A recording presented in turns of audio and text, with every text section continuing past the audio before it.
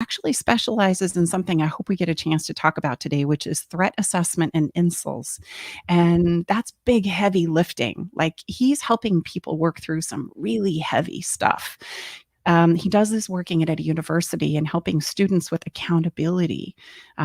This is his profession. So not only is he good at cleaning up messes in his own life, which is where we'll start our conversation, but he's also very instrumental in helping young men and women who are stepping into adulthood also clean up their messes and doing his best to get them on the right track. He also happens to be a husband and a father of 4 children.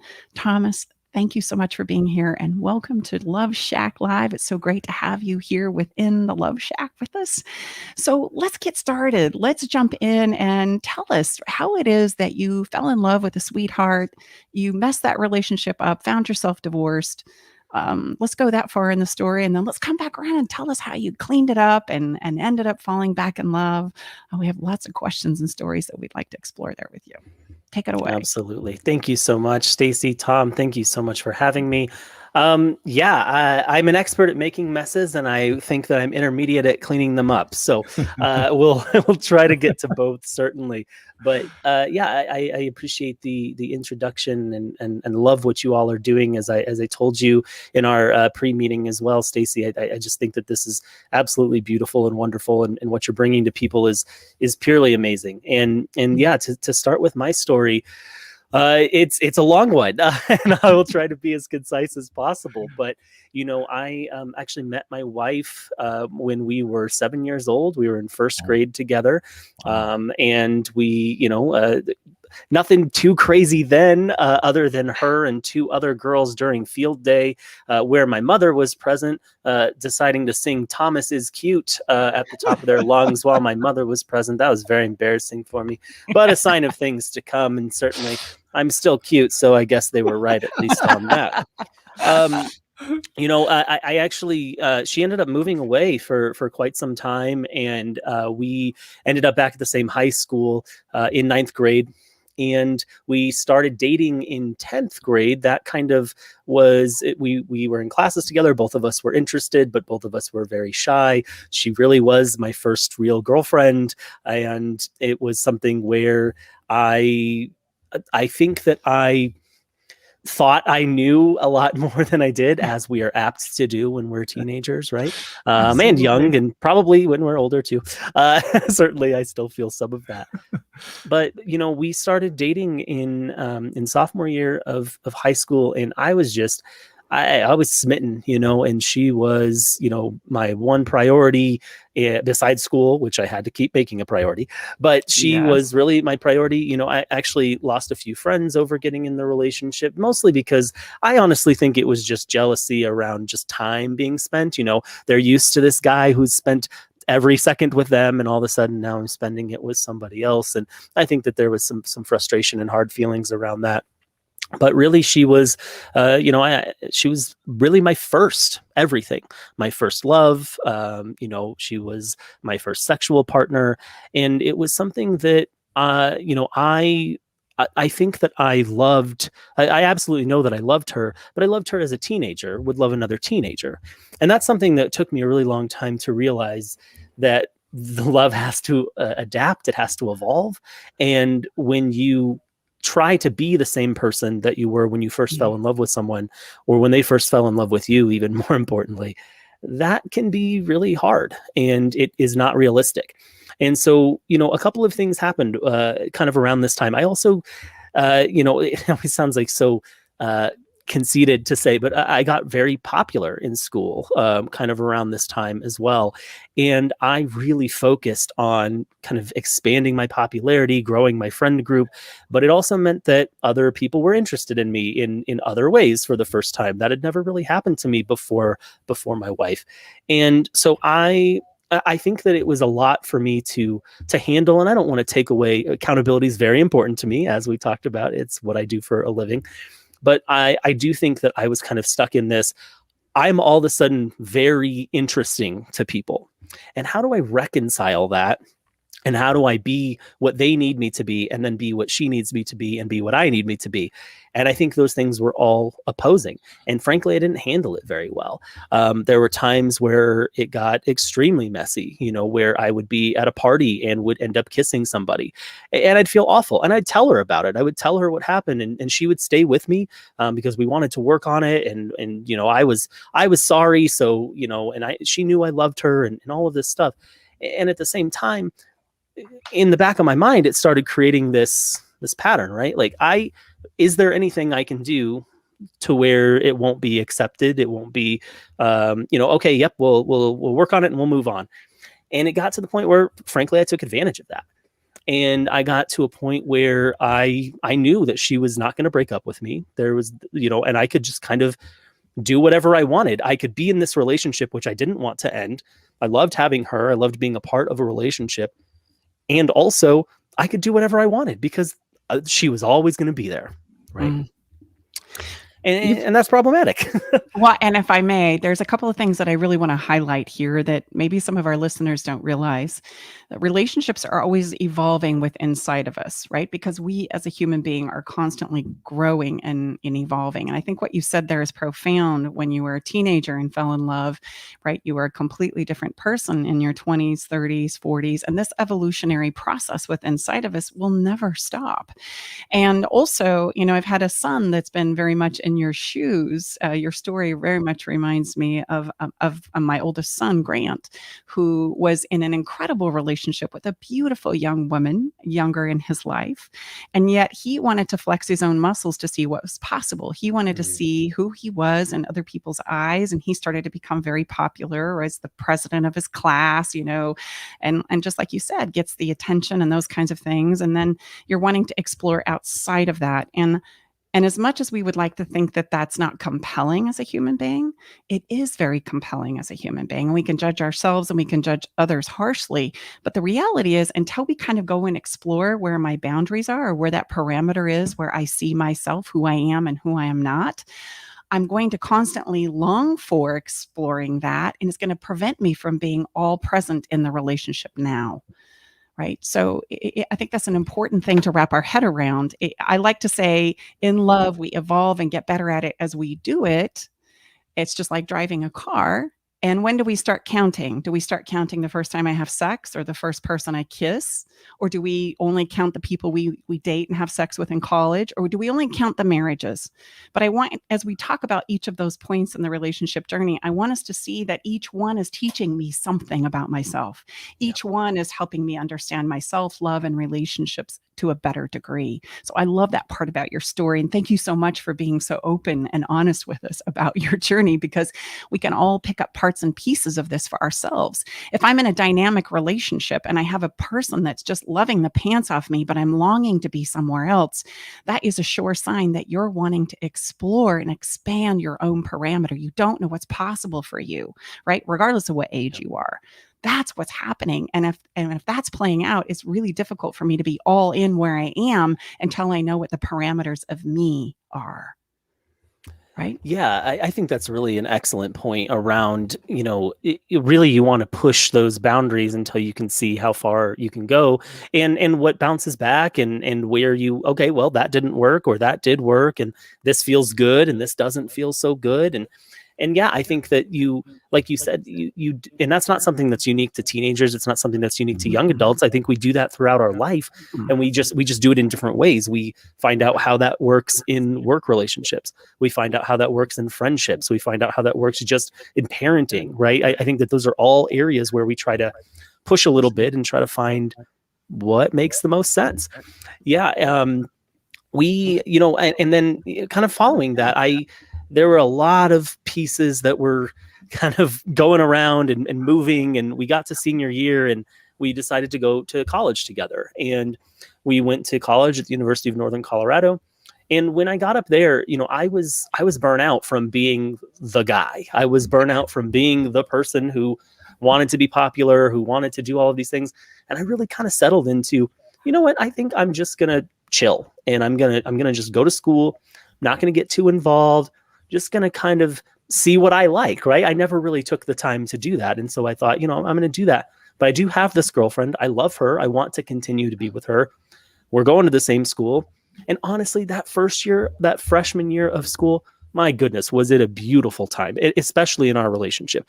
I feel like we really blossomed, like things were really good. We really prioritized each other, but not in an unhealthy way. It felt like we had our own friend groups, but also spent a good amount of time together, living on our own for the first time. So certainly a lot of time that we were able to spend together and just be us and really kind of learn and grow in that.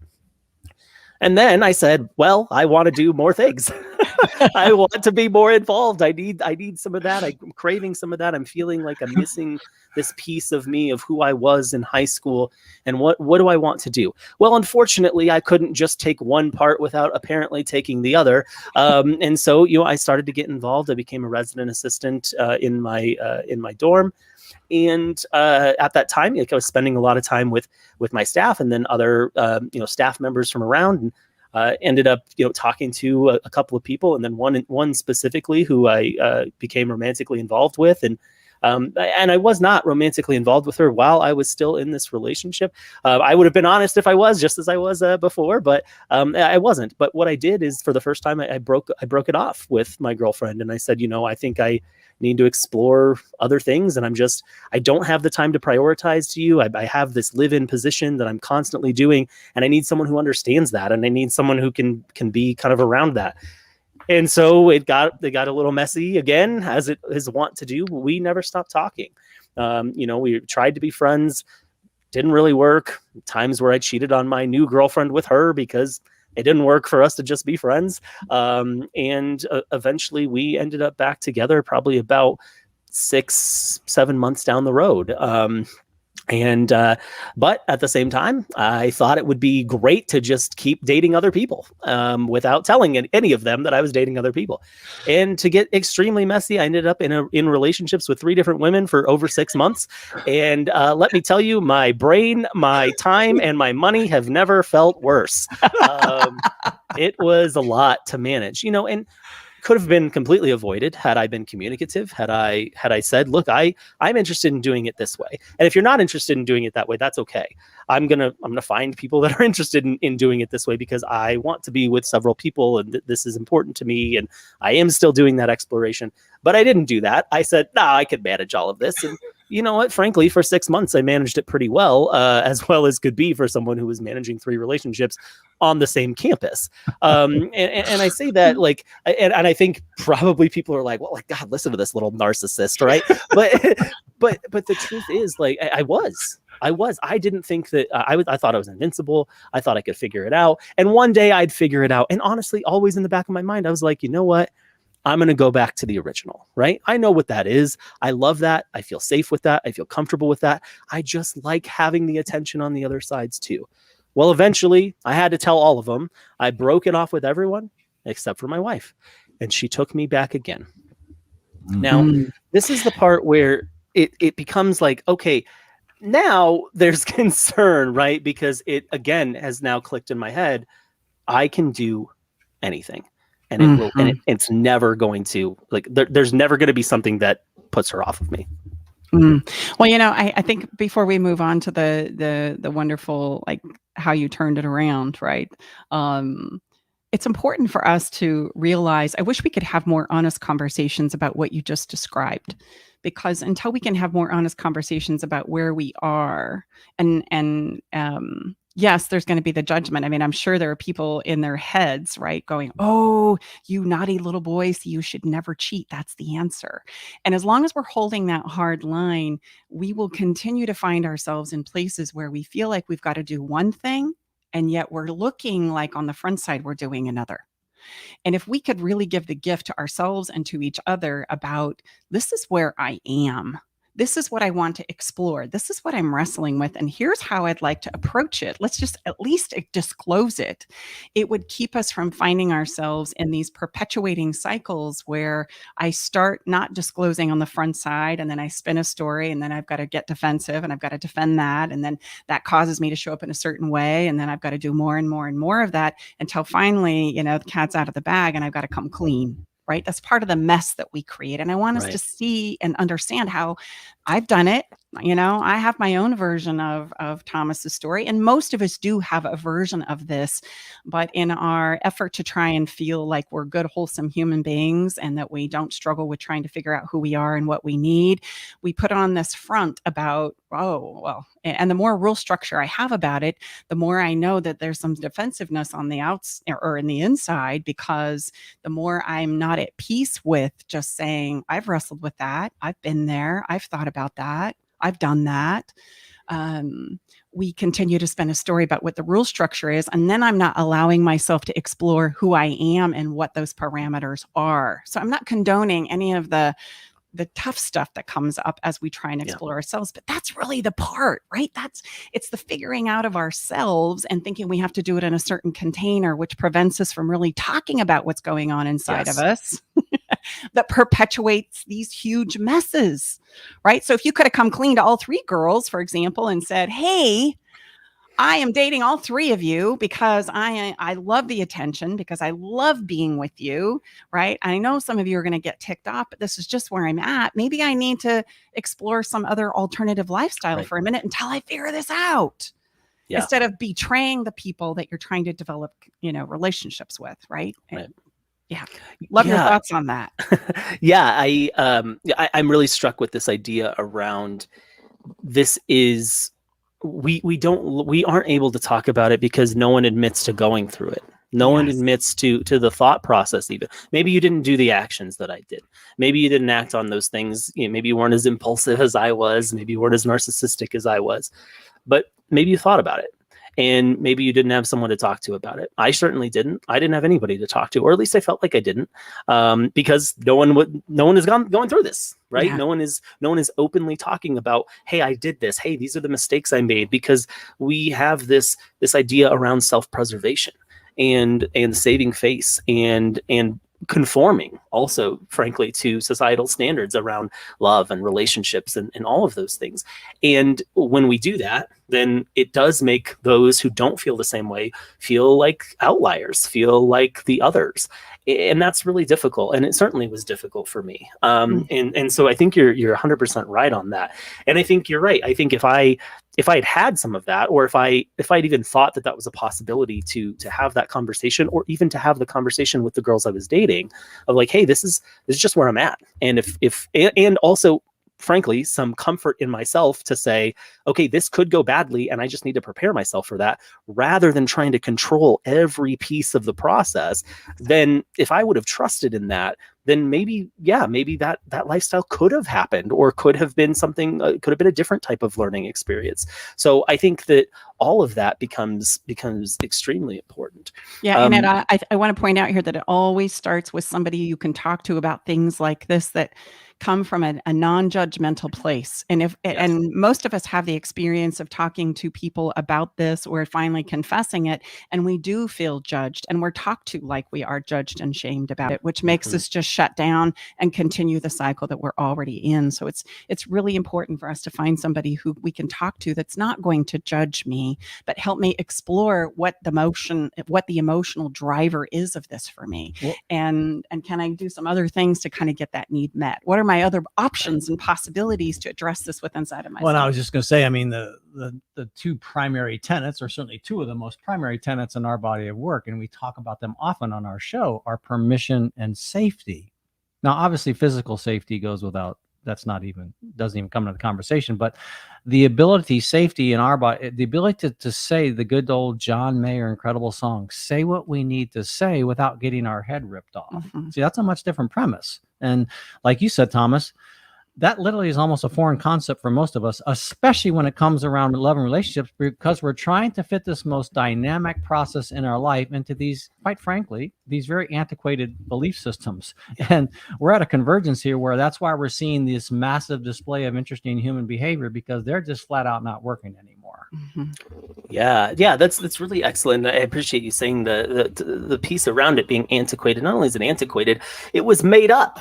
We just made it up one day. One day we said, hey, religion is going to dictate how we do this. right? Love had not been dictated by that any time before the Catholic Church. And then all of a sudden, now marriage becomes the contract of love. And it is one man and one woman, right? And because we have not strayed from that for hundreds of years, any straying from that is the other, right? Yeah. It's something to be feared. And I am just writing a book about that. That's hopefully coming out the first of the year, called Have You Noticed Marriage is Dead? Not because I'm anti-marriage, but because not only have we subscribed to the subscription of what marriage is, we've also come up with a list of how it's supposed to go and who you Right. have to be in it, which then shuts this conversation down about, okay, this is how I'm feeling. I don't know what's going on. But here's the thing. We're always going to show up in our lives as good as we feel. So if even if I have to spin a story out here to address what's going on back here emotionally, I will do it, which is exactly what you did, right? I've got to figure me out. And if I can't do it in open, then I'm going to do it behind the scenes while I continue to present the story that socially we all subscribe to, so that I can fit in, be accepted, be loved, be wanted, right? And if I could bring those two things to congruence, we would all save ourselves a lot of mental health challenges, betrayal, right? Disappointment, right? But it gets messy because society tells me I cannot do that. That is too risky. So I continue to separate myself. So tell us the rest of the story. Yeah, Thomas, you had me on the edge of my seat now. So come on now. Yeah. No, it's a good segue when we're talking about marriage and we're talking about traditional marriage. You know, what happened is we actually both went out to grad school in Missouri, but we were about 3 hours away from each other. And, you know, around kind of in that time, we tried to see each other as much as possible. We tried to really, you know, kind of make things work. And, but it was hard. It was just hard doing that distance. Even 3 hours it felt like a long ways away when you could only see each other maybe on the weekends if possible, but honestly, maybe once or twice a month. I mean, it just felt like a lot. But over the second year that we were there, you know, she and I had gone ring shopping right before we moved out there, and I knew exactly the type of ring she wanted, and kind of had that already. Finally got it paid off, and you know, I actually I asked her to marry me on Christmas Day in front of family, because I knew that's something that she really wanted. She really valued. Our families are very close because, well, we've been together since we were children, you know, so it was something we always did holidays together as much as we could, and things like that. So I knew that would be special for her. And, you know, I thought I was ready. I'll say it that way, you know, and we'd been together for 7 years. Why wouldn't I have been ready? I should have been ready, right? There's those shoulds again. Yeah. And so it was kind of time to, you know, to do it or to let it go. And I was not in a place of letting it go. Things were going pretty well, in fact. And so it was like, okay, well, it's been 7 years. It feels like it's time. And then I ended up getting a job in the University of Nevada, Reno, moved out there, had the worst year of my life, professionally, personally. She did come with me. But at the same time, you know, I was just struggling. I was struggling hard in a new place. And I'd never really addressed my own mental health. I'd never addressed my burnout from my work, from my job. My job is it has a high burnout rate because it is constantly dealing with mess. It is constantly dealing with students who are getting themselves into situations where then they need help being accountable. They need help repairing harm. They need, you know, they need to be able to be successful. So you have that piece. You don't want to just kick people out. That's not helpful. You want to help them. You want to help them learn and grow. And I never really took care of myself in that process. And at the same time, trying to take care of another person and trying to get her this dream wedding that she wanted and that I thought I wanted, frankly. In the middle of all of that, I'm also best friends with someone who I had worked with the year before, another female friend of mine. We started getting very, very close, but I always kept it at a distance. I didn't want to get back into kind of the messiness. I didn't want to get back into all of that. I'm engaged. I'm getting married. I want to just be that husband. I just want to be that person. And so we eventually we get married, and actually this person happens to be my best man because my best man, well, both of my best men fell out for various reasons. And so it happened that, you know, I had already invited her to the wedding. I wanted her to be in the wedding party and said, why don't you be my best man? You're my best friend. It just makes sense. And so she did, and she was. the whole time, both of us harboring feelings for each other that we never really talked about, that we didn't, really try to work through, because it's not going to happen, right? There's this boundary that's been set, and for the first time, it's been set by me, because I've said, this is what I'm doing, and even though it wasn't ever a hard like, it could never happen, it was very much, this is where we're at. And so I had this, this terrible year in Reno, and I'm trying to do that. We get married in the middle of it. And towards the end of the year, I'm just feeling awful. And I get to a point where I'm completely burnt out, and I finally do something about it. And instead of just moving home, I move back to Missouri, which is where she is. Right. And, eventually it gets to a point for my wife, who's still back in Nevada, who says, enough's enough. Finally, enough is enough. It's been 10 years and enough is finally enough. Right. And I'd never had that before. She's never done that. And I never thought it would happen. Frankly, I thought it doesn't matter. I'm going to work through whatever this is that I'm going through. I'll come back and, we'll figure it out. If I can, this is so important for us as human beings. The thing that we don't understand about growing each other is we have to have something to push against emotionally. And when you think about the physical body, it makes sense. So here, if we don't have the ability to hold a boundary, like to say enough is enough, I love you, but I can't continue like this, and we can't advocate for ourselves, we don't realize often what a gift that is to the person who's floundering. Again, what did I say earlier?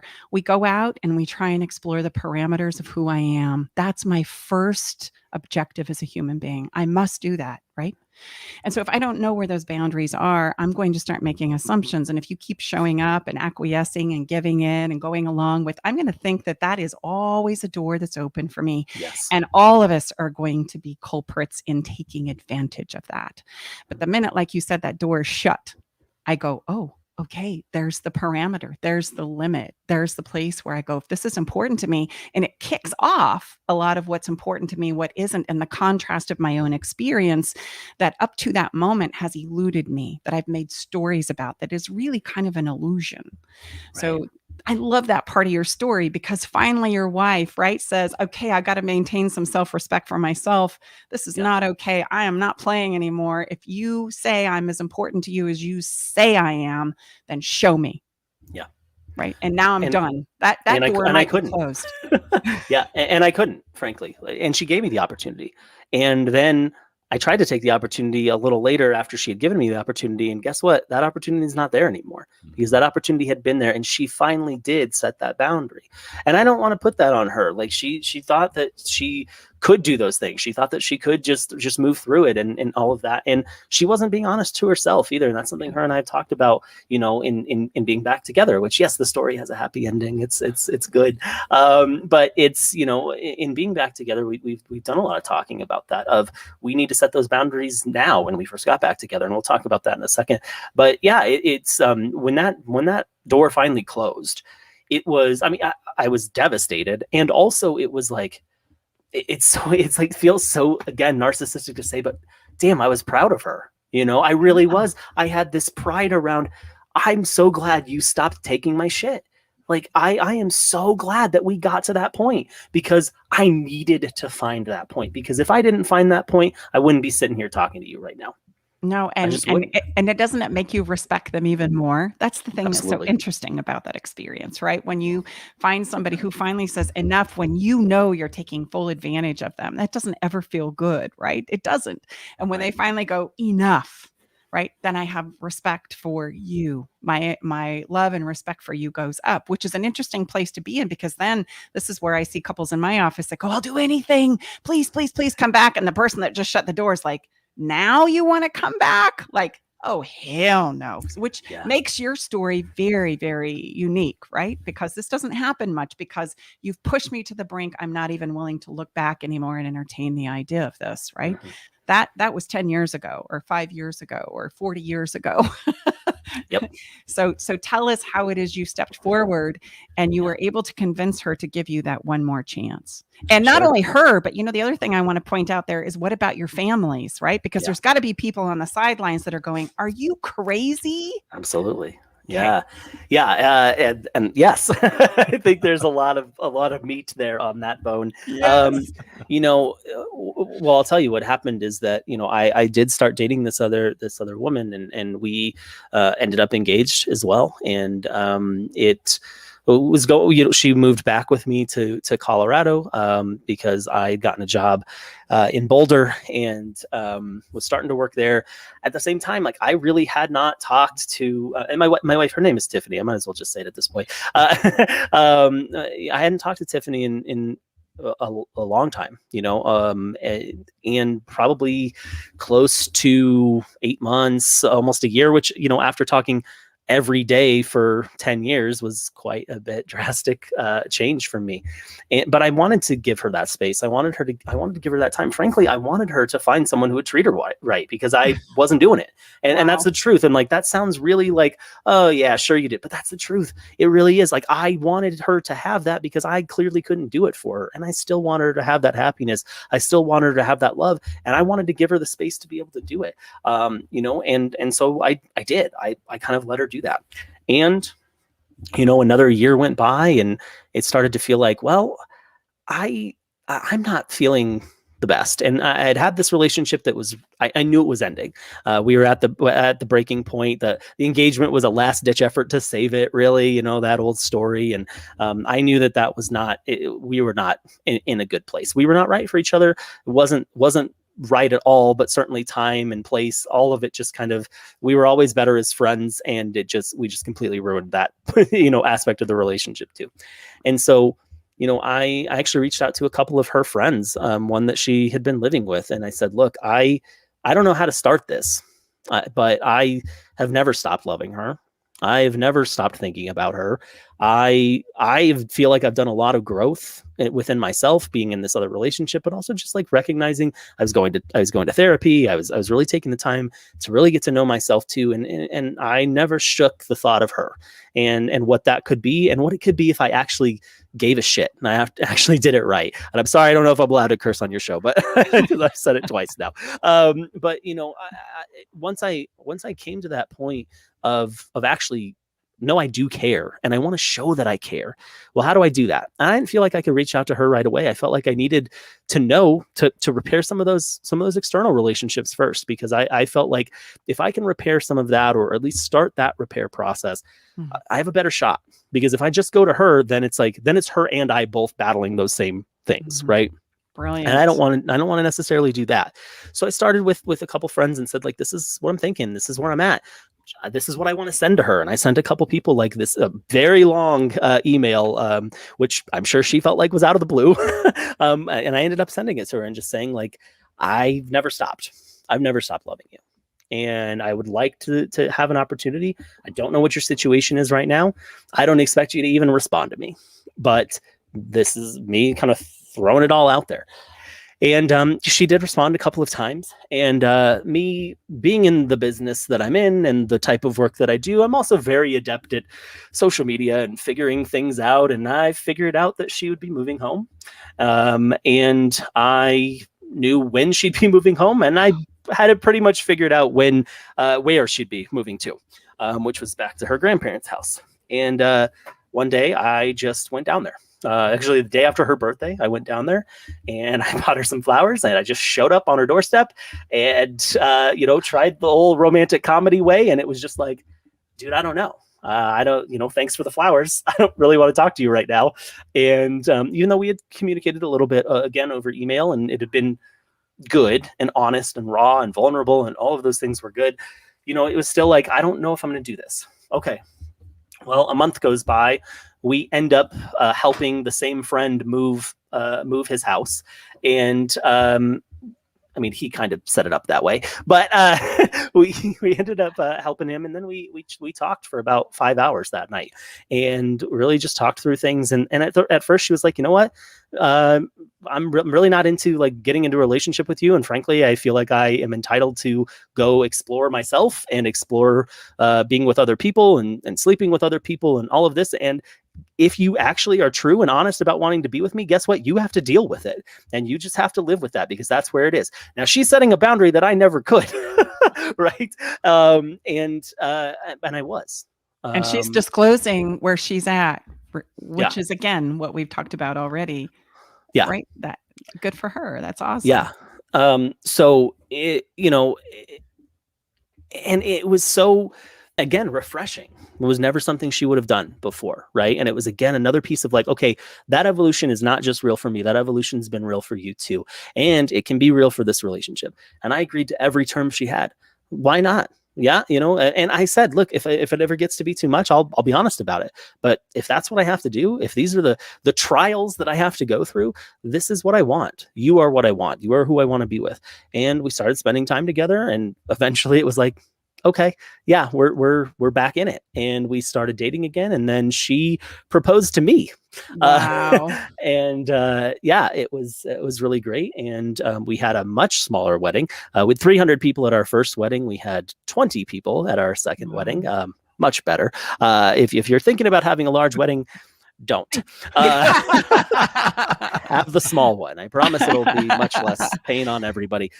But you asked about the relationships with the family, and that was hard. That was hard for me to rebuild. My family, whatever, like they love me, right? So Exactly. great, and they loved Easy. her. So yes, of course we'll allow her back in. We like her better than you. But her family, it was a lot. It took a lot of time, a lot of just being there, a lot of dealing with, frankly, like abuse and harassment and things that I knew was going to come with it. Right. And again, I was willing to go through that because she was it for me. And, and a lot of that came down to me being very open, as I am now, about everything that I had done and being, and what I learned from it, and how I grew from it, and how those things aren't important to me anymore. And there's only one thing that is, and it was her. And so it, it ended up being like I said, it took a little while, but not as long as I thought it was going to take, and we ended up back together. We've been married 6 years now, the second time around. Congratulations. Thank you. Yeah. Well, and probably the same principles that brought you back together are the same principles that you cling to continue to do day to day, right? Because because you've been married 6 years doesn't mean you're guaranteed tomorrow. So as we land this, unfortunately, we've got to bring our conversation to a close here. Which, gosh, it's been such a great conversation, as I knew it would, Thomas. Let's give some 3 takeaways. What are the principles that you know now, looking back, that you would tell people who are perhaps anywhere in that journey that you just described to us, Thomas? What would we leave them with to help them navigate just a little better? And I would just say, what would the Thomas then like to hear now? Yeah. I think it's obviously communication is at the core of it, but you got to start with yourself. You got to start by being completely honest with yourself about what you're doing. You can't sugarcoat about how you're feeling, or about what if you're into the point of actually doing things that might be problematic or concerning, then or against the norm, because maybe they're not problematic, right? You need to be honest about yourself, with yourself, about what you're doing, and you don't get to pretend you're someone else to yourself. Don't lie to yourself. You know yourself. So you don't lie to two people. You don't lie to yourself and your therapist. Okay. You don't need to do either of those things. All right. So that's the first part. And that second piece of that is that communication with the other person, and being not unafraid, because it's okay to have the fear, but it's realizing the potential repercussions and accepting those. Because if this is the life that you want to lead, that's okay.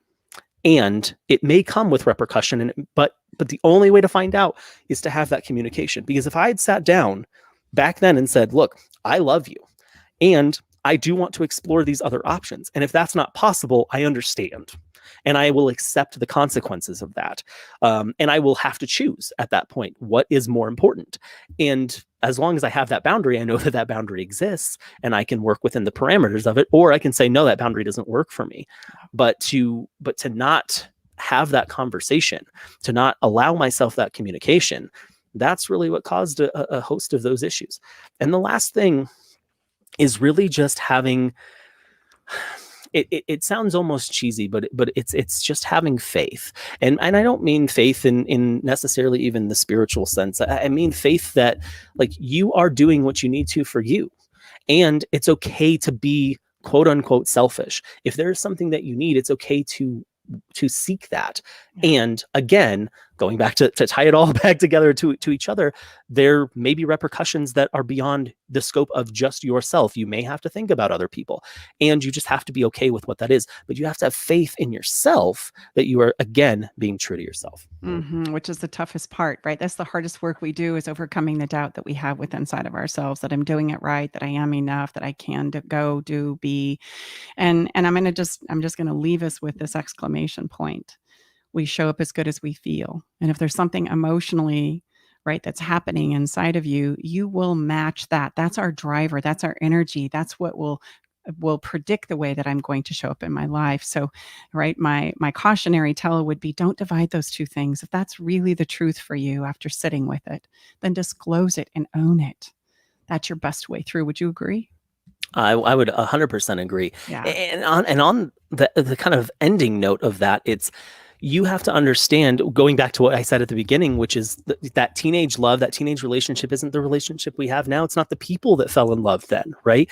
And you have to understand that it is adaptable, and it can be adaptable in ways that work for both of you. If there are things that are outside of societal expectations or all of those things, if you have the conversation and you have that preemptively, and you're not trying to do cleanup for what you've done the last 6 months, you are able to have that conversation effectively. And maybe it doesn't work, like I said, and you have to be ready for that potential that it is not going to work the way that you want it to. But you have to understand that your relationship has to evolve, it has to adapt, and it can be in ways that don't make sense to other people. As long as it makes sense to you, who cares? Yeah, I so agree. Well, gosh, if people want to get in touch with you, Thomas, where would you drive them? Yeah, I think the easiest way to do that is to email yourblisspodcast@gmail.com, yourblisspodcast@gmail.com. That is the Gmail that I use primarily, specifically for my podcast, What's Your Bliss? Available on all major podcast platforms. And if you're wanting to check out specifically the podcast, again, on any podcast platform, and then also we have I'm part of a podcast network called Anything But Credible. You can go to anythingbutcredible.com, find all of our podcasts there. You can also find me on Facebook, Twitter, Instagram. Just search my name. You'll probably be able to find me. Actually, you probably won't, and that's because I work in threat assessment and I do a very good job of hiding myself. But if you can find me, feel free to reach out. Thomas, it's been a true pleasure. Have a beautiful week. Thanks again for being on right so here inside the Love Shack and sharing your story with us. It's been awesome. We're going to take Stacey. Thank you, Tom. Thanks, you bet. We're going to take a really quick break, and we'll be right back for Follow Some Fun. We got a giveaway coming up for those of us who are on the fun list. So stay tuned. We have a winner coming up.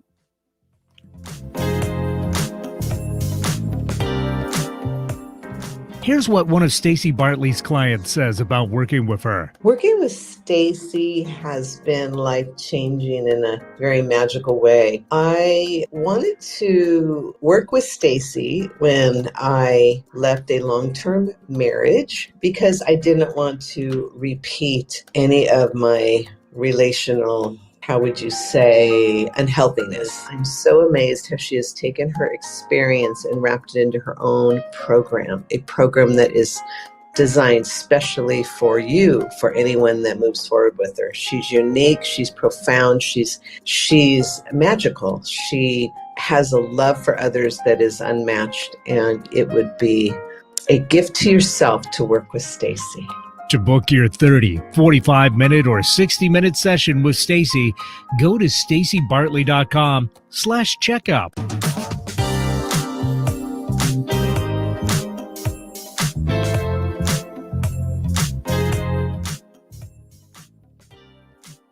incredible was conversation. thank you to Thomas for having the courage, number one, to share that story. What a gift to all of us who are we're going mess to making eventually. machines, and that was an incredible mess making machine story. So it's time to now follow the fun.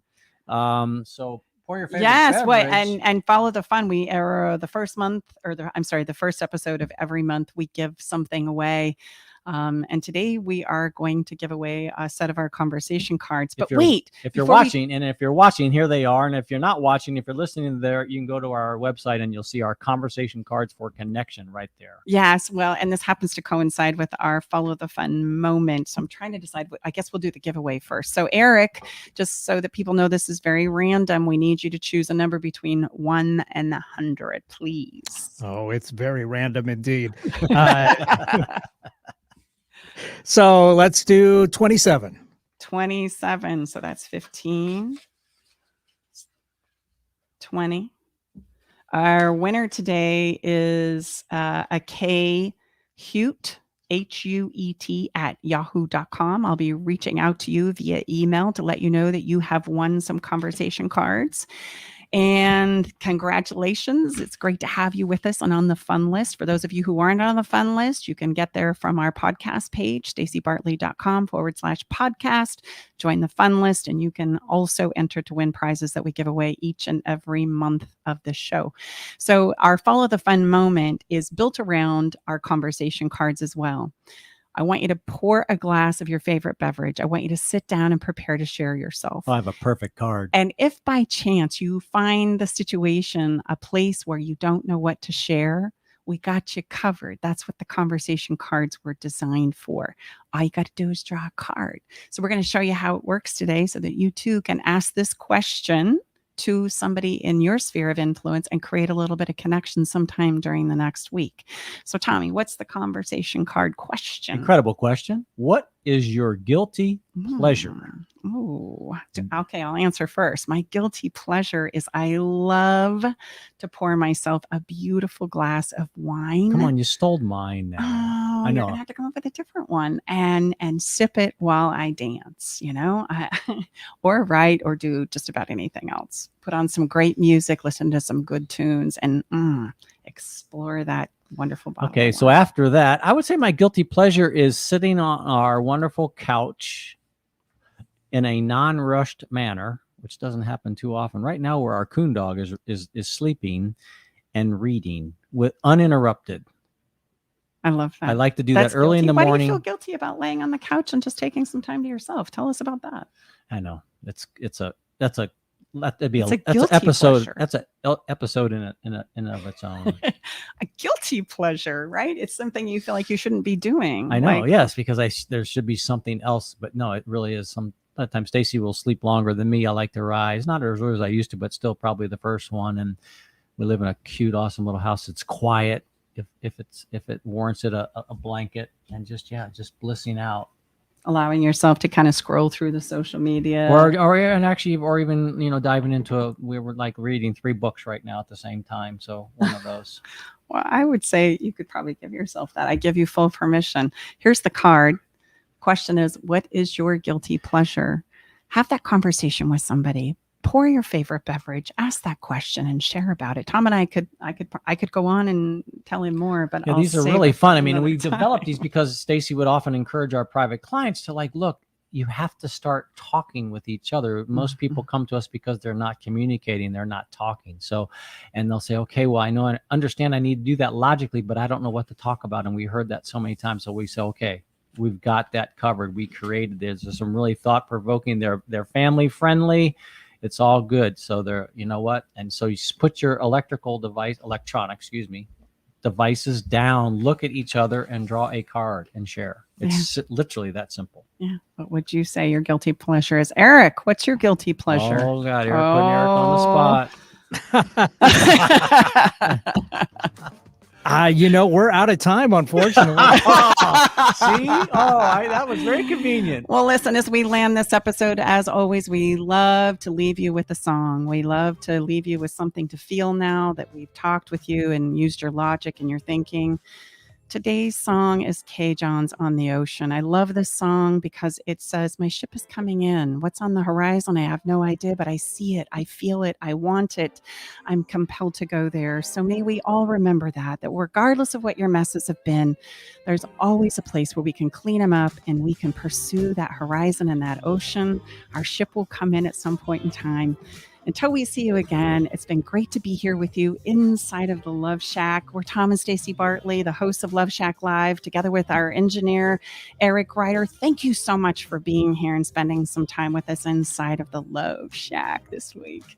We look forward to being here next week. See you soon.